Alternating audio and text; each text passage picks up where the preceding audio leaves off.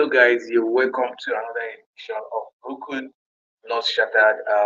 Today is your co-host OBG, as I could always introduce him. Today, unfortunately, Ike is not in the studio, and I will be standing in for him today, not as a co-host, but as your host on the platform. Um, it's an interesting thing to be here today, and I want to appreciate all our guests and viewers that has been, with us all this while. We want to encourage you to continue to like, comment, and share whenever we post.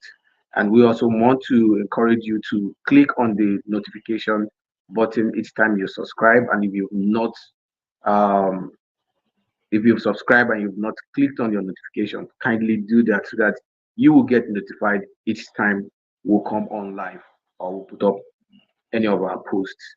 And having said that, today I have a very wonderful guest with us in the studio. Um, it is about a woman, a young lady who has decided to take a journey of bringing out um, kids from the street. It is a journey of a helping hand. A woman decided to get into the street and pull out kids from the street. All the way in the country of Kenya, we have this lady, Elizabeth. Elizabeth, please kindly introduce yourself to the audience as you will want them to know you. Thank you, and you're welcome to the show. Elizabeth, please. Okay, thank you so much for giving me this opportunity. I'm Elizabeth Awimo from Kenya, Nairobi. I'm 25 years.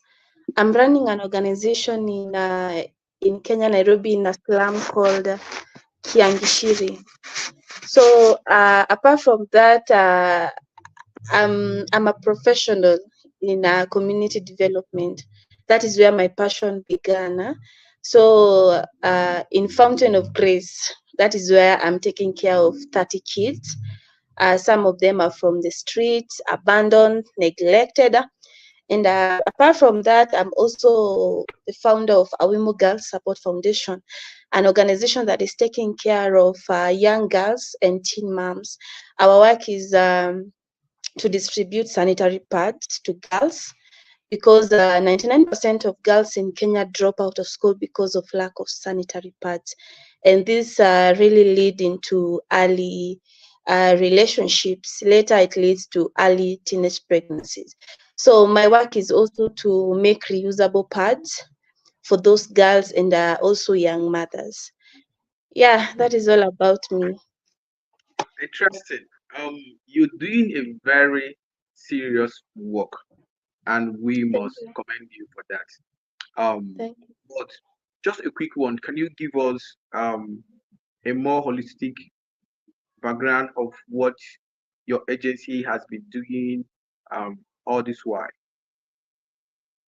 Yeah, so today we will talk more about Fountain of Grace.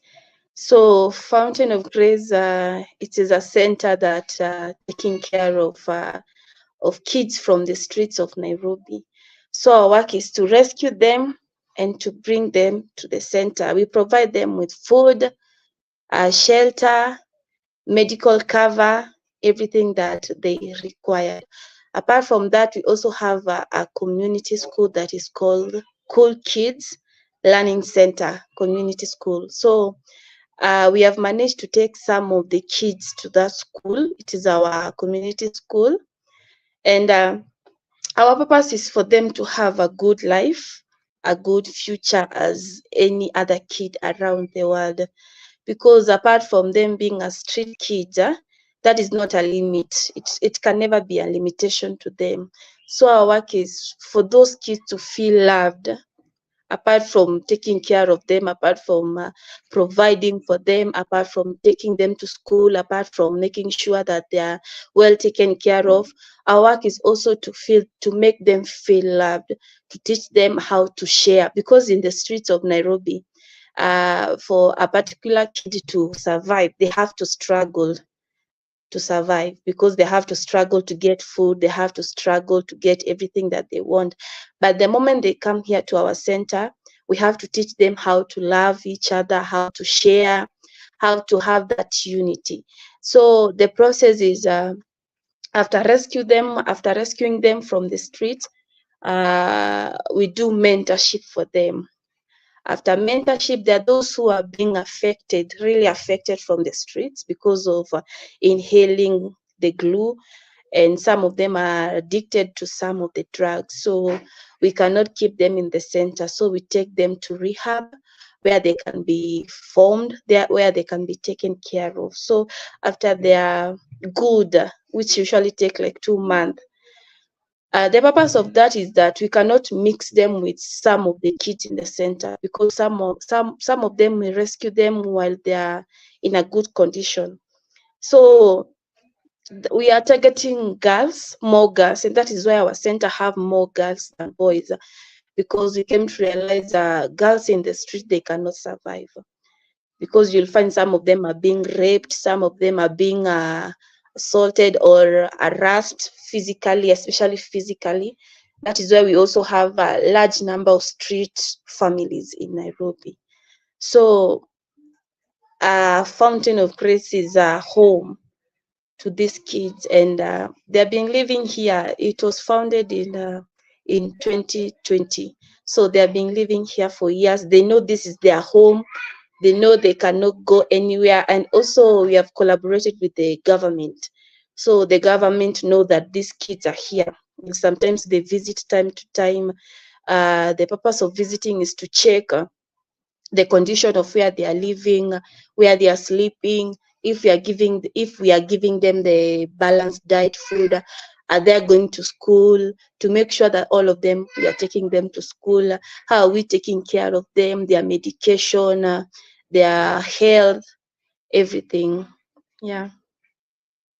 Wow, this is quite inspiring, Elizabeth. I must say that. Yeah. Elizabeth, this organization has been on since 2020, right? Yeah. Yeah, and you're 25 today. In other words, Yeah. the organization has been on for the past 4 years, Yeah. right? And I want to Yeah. believe that when this organization started, you might be within your 21 to be precise. Yeah. At Yeah. 21 or before 21, Uh-huh. what's Mhm. actually inspired you to get into this? How did the whole thing come about? So for me, after finishing school, I went to volunteer in a particular, I don't know if I can call it community or institution. It was just an organization that was taking care of community kids. It was in Soweto, but already while I was still in school, because I did photography and script writing. While I was Wow. still in school, I had that passion of doing community work. So I went there to volunteer. So after going there to volunteer, I came to realize a lot of girls are facing period stigma and period shame. And I'm also a victim of that, because while growing up, my parents couldn't afford pads or sanitary pads. So I used to to use socks, clothes. I will rope them, then I will use it as my sanitary pads. So from there, the place is called Soweto Youth Initiative. That is where I went to volunteer. It is also in a slum called Soweto. So after there, that is where I came up with an organization. It's called Awimo Girls Support Foundation. I was doing some charity works in the prison, in the community, in schools, and I remember we first thing we started working on the documents of a rescue center, because you cannot just start like that. We started by doing research. How does it work? How much does it cost to have a rescue center? What are the procedure? What are we supposed to do? What are we not supposed to do?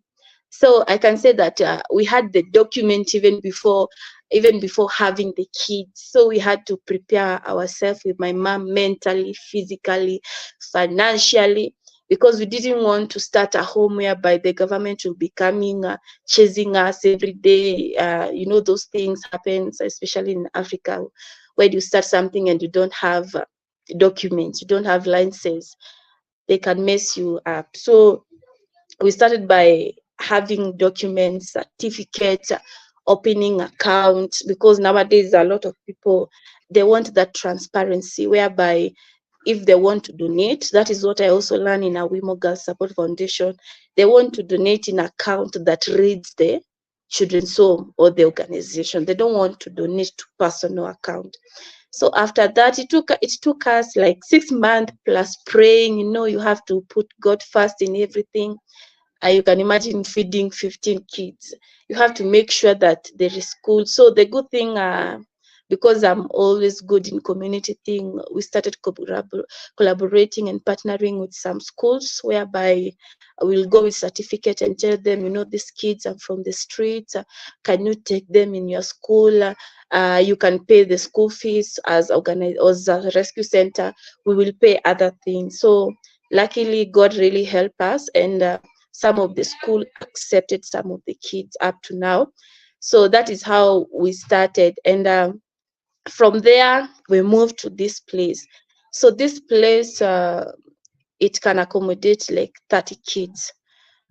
But we are still praying to God to have our own place, because our plan is to rescue 100 kids from the streets, because currently we have 30.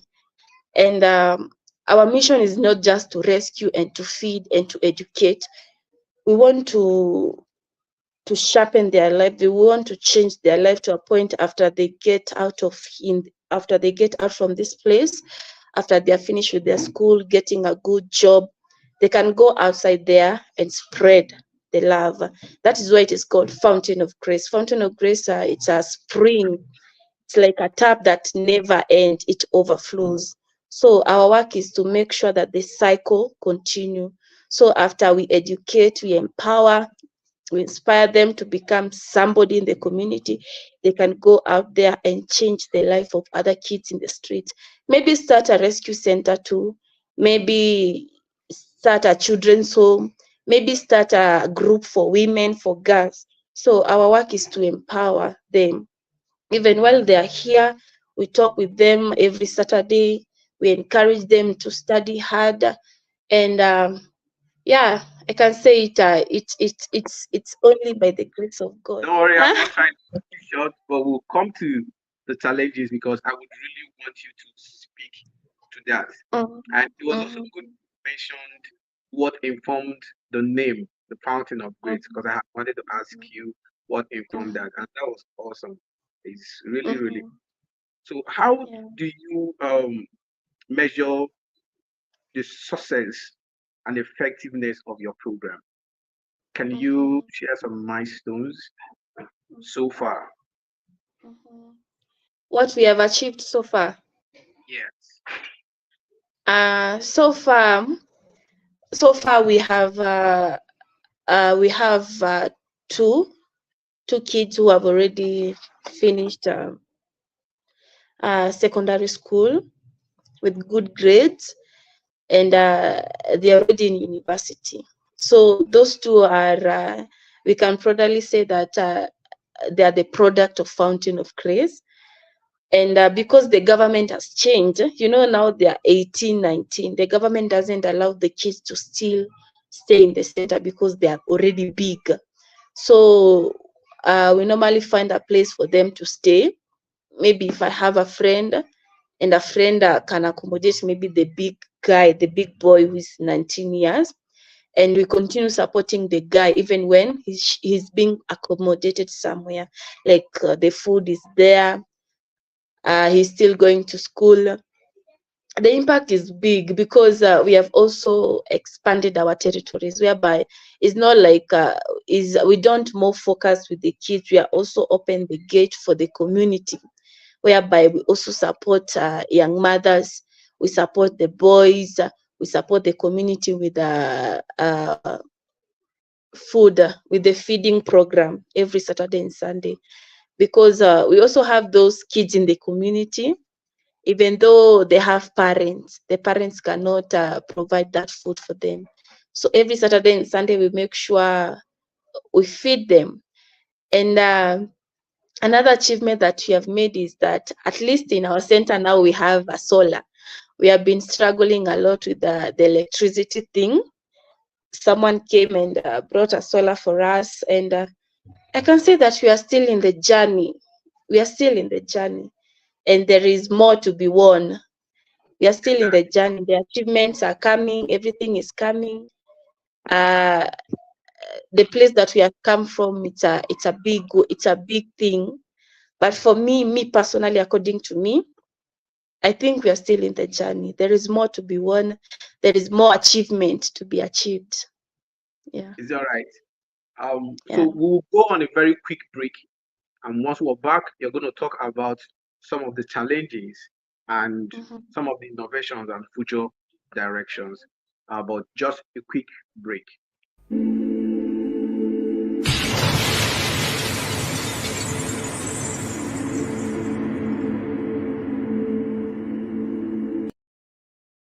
Guys, you're welcome back again to Broken Not Shattered. In case you're just joining us, this is the story of the journey of a woman to rescuing kids from the streets. A very young lady at the age of 25 from the country Kenya in Africa, and she's been doing awesome. So we have Elizabeth in the studio. Elizabeth, before we go ahead, um, Mhm. I saw a post about you. Someone made about you, um, a visitation that someone paid you and went back and gave a negative report, and the report was quite bad. They said it was about trafficking and not humanitarian service. How did that happen? Tell us how it happened, just in a nutshell, and what have you been able to do about that, and then tie it with other challenges that you've been facing so far. Just a quick one. So yeah, it happened. It happened last year in July. That is I don't know. Uh, how can I put it? She approached us in Instagram and she wanted to volunteer. And as an organization, we gave her that opportunity. So uh, she was landing on, I think on Thursday, but at around 10 a.m. But we couldn't find her in the airport. So I think we found her around 12 to 1 a.m. at night. And that time it was very, very late, to a point we cannot come to the slum. You can imagine traveling at that time in the slum with a white person. So we decided to take her to my place, because I'm married, to a place where at least we can sleep, so that in the morning we can come to the center. So during that time, we spoke, we talked, we chat. So she went to her room to relax. In the morning, she told me that, my father is sick. I have to go back. I am feeling very bad. And I asked her, like, you just arrived. You cannot just live like that, because you just arrived. You have not even gone to the center. You have not even met the community people, the kids in the community. And she told me, like, I will come back another time. But for me, I felt very bad. I told her, like, let us just go and you just say hi to the kids, because they knew you were coming.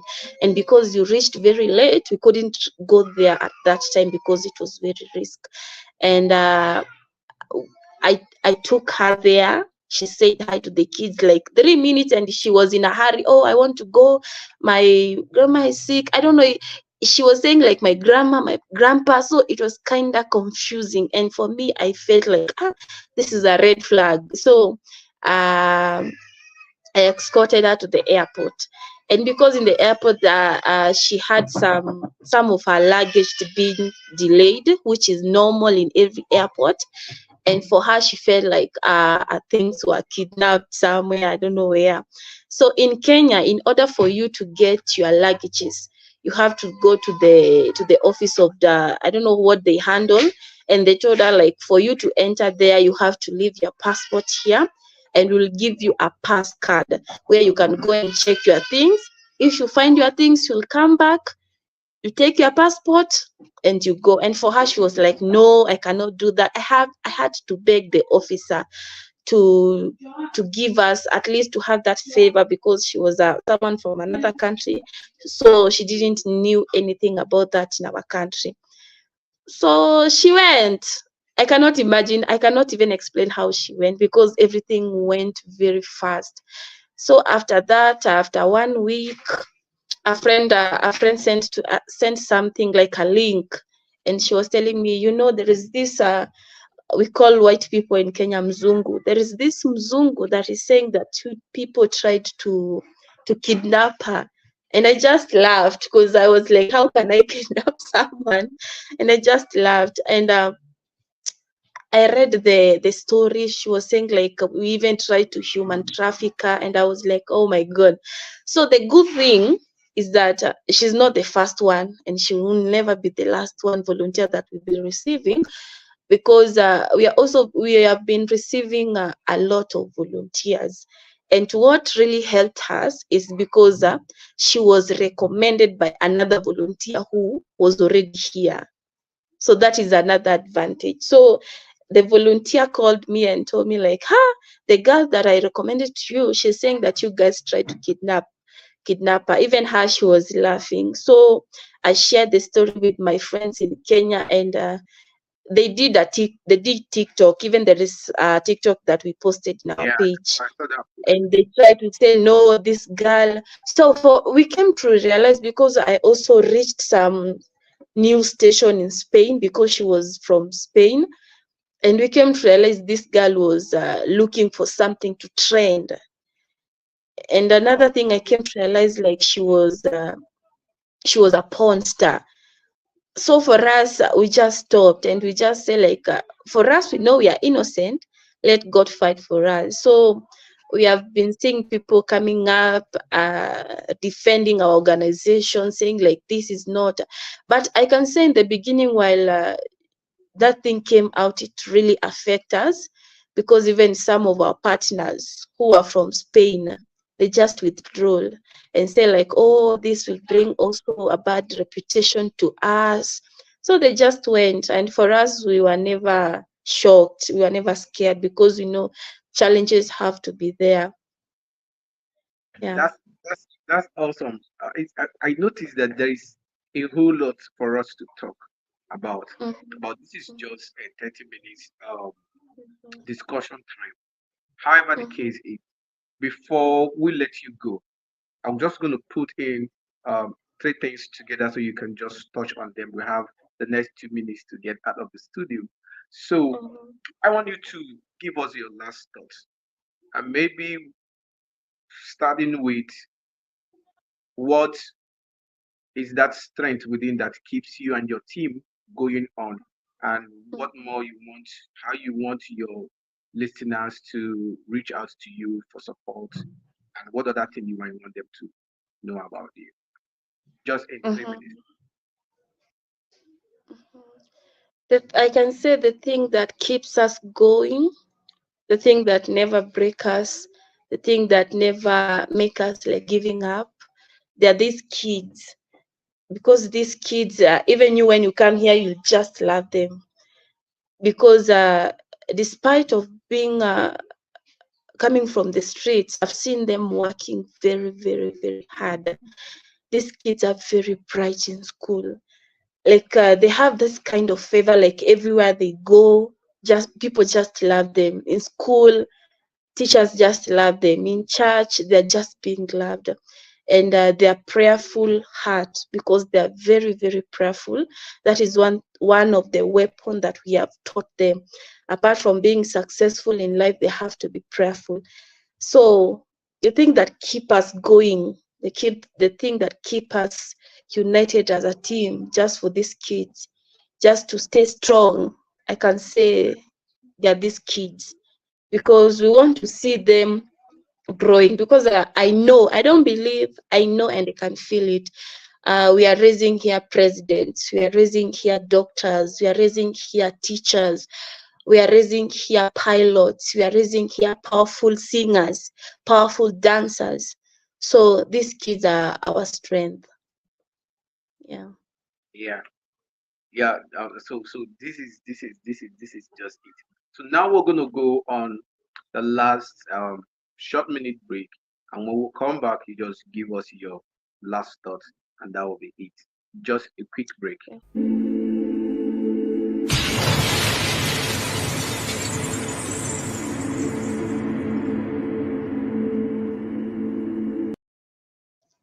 Yeah, with me on the studio again is Elizabeth, the founder of Fountain of Grace, a humanitarian agency that takes care of street kids. Elizabeth has been doing awesome in her agency as regards work to humanity.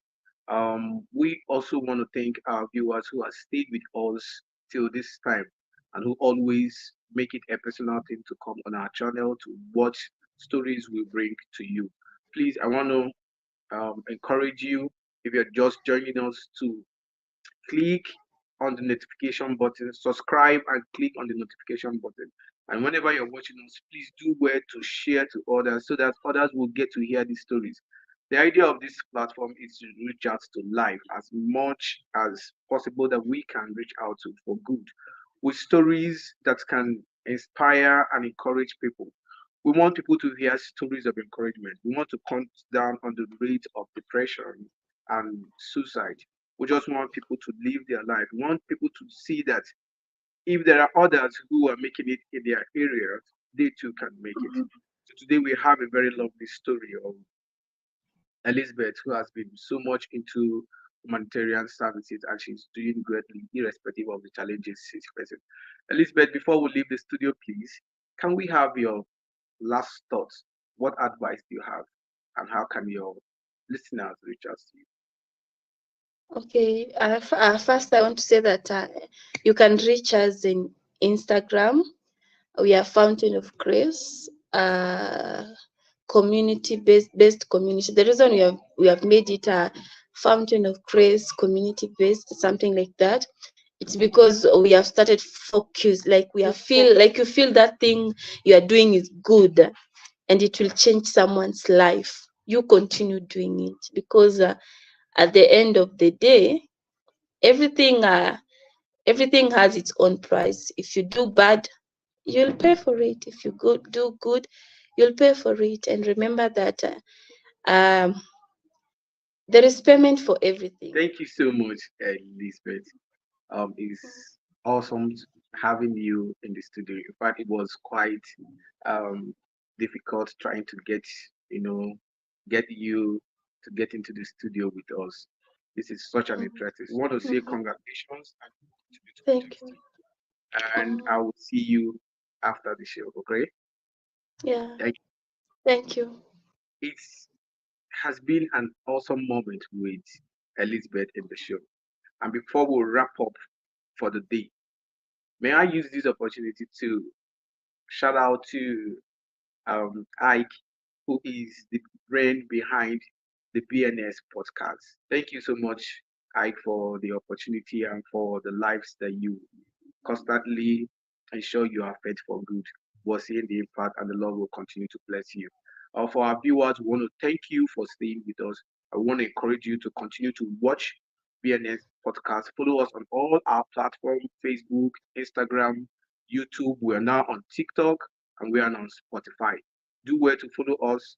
Always subscribe, share, and click on the notification button so that whenever we have a new um, a new clip, it will pop up so that you can have access to it. Thank you, and not forgetting our last famous word: love, peace, and more grace. Stay tuned till we meet again. Bye.